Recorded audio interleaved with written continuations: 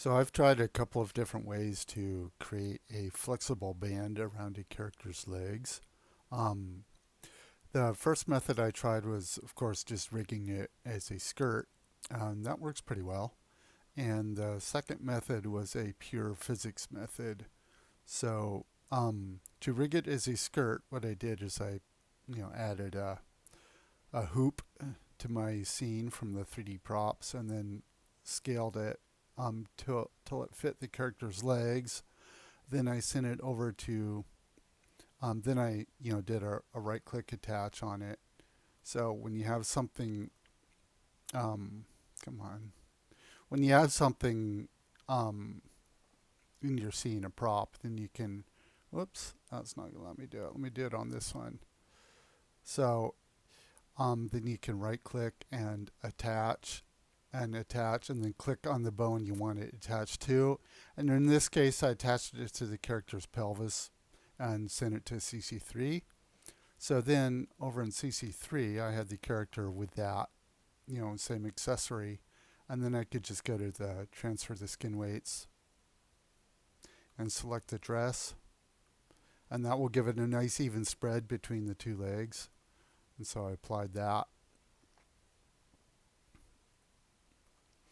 Send it back to iClone, and I'll go ahead and play the animation. And you're going to see the physics one as well.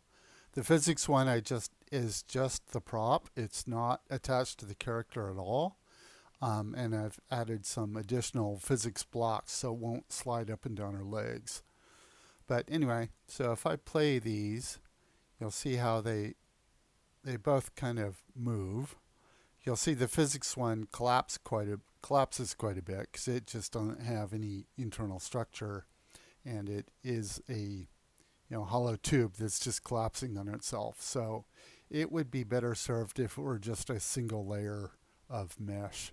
But I don't have a single layer of mesh handy in iClone, and I don't want to go out and make one in Blender, especially right now. So for the sake of the tutorial, that will work well enough. So anyway, you can see this actually works pretty well if I don't get too crazy with emotions. So I can have her, take step from side to side. And you can see it's not distorting like an elastic band would. It's because it's weighted to the two different legs and it's, moving like the weighted skirt would move. So it's not perfect, but it looks okay. And then the other one, what I've done over for the other thing to try is I've again, brought in an accessory and resized it so it fits her legs, and then I set its physics properties to activate physics, and I turned the object gravity off so it won't try and fall on the floor, and that's so it won't sag or anything because I want it to look like it's stretching like a band would. A band won't sag. Um, and then I set the friction all the way up, although it didn't seem to help. I still had to add some extra blocks to keep it from sliding around. Damping, you can leave at 50. That's fine. You can play with it a little bit if you want.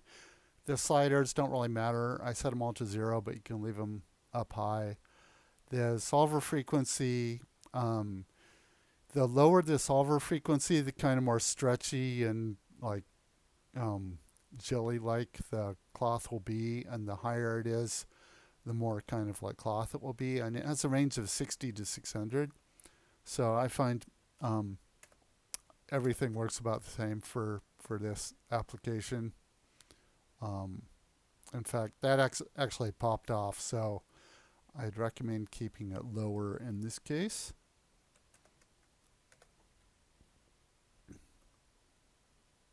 And that held. The other thing, of course, you can do is go ahead and increase these a little bit, the bending and the stretchy. And you can even give it some extra, stretch limit if you want. So, like, if you wanted to give it something extreme, you could do something like this. Let's make sure it can bend really well, too. Although you're not going to really see much difference here. Um, and, of course, that, the tube of the of the shape is collapsing. So it really should just be a single layer of mesh, and then it wouldn't be collapsing like that. That would work better.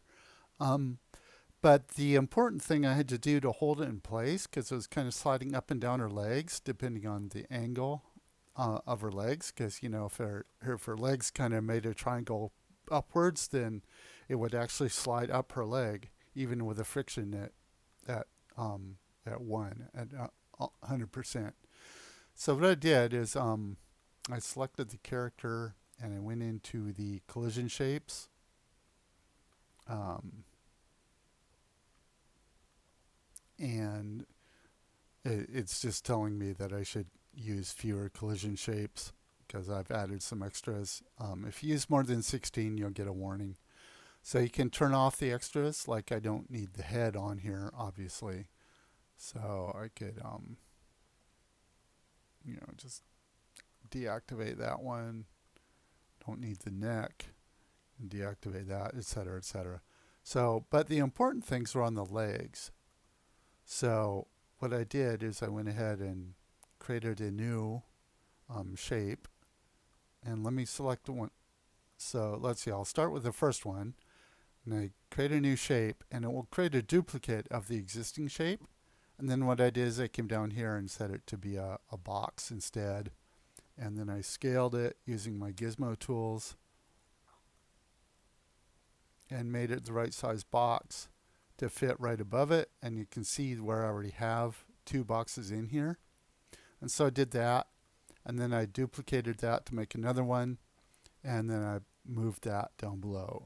Use the translate gizmo to move them around. So I did that on both legs. Placed those right above and below the band. So when it slide up and down.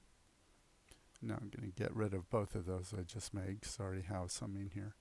And so you can see them on the other leg as well. There and there. And that was all I did to make the two different methods work.